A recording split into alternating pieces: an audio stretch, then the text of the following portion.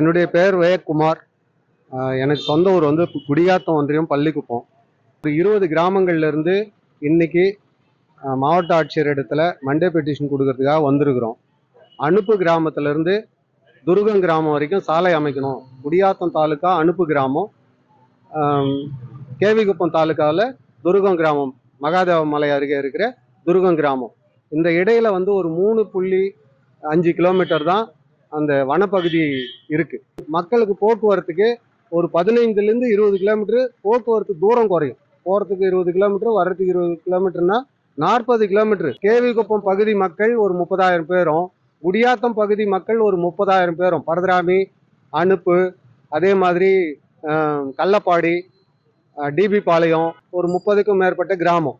அதே மாதிரி மகாதேவ மலை பகுதியில் இருக்கிற மேல்மாயல் பகுதியில் இருக்கிற ஒரு 30க்கும் மேற்பட்ட கிராமங்கள். இந்த கிராமத்தினுடைய மக்கள் சராசரியா ஒரு கிராமத்துக்கு 1000 பேர்னா கூட ஒரு 30,000 பேர், 60,000 பேருக்கு போக்குவரத்துக்கான வழி அது.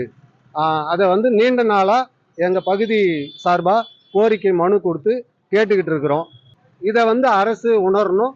உணர்ந்து இந்த பகுதியில அந்த 3.5 கிலோமீட்டர் சாலை அமைக்கணும்னு சொல்லி துருகம், மேல்மாயில், அதே மாதிரி மகாதேவ மலை பகுதியிலிருந்து மனு கொடுத்துருக்குறாங்க.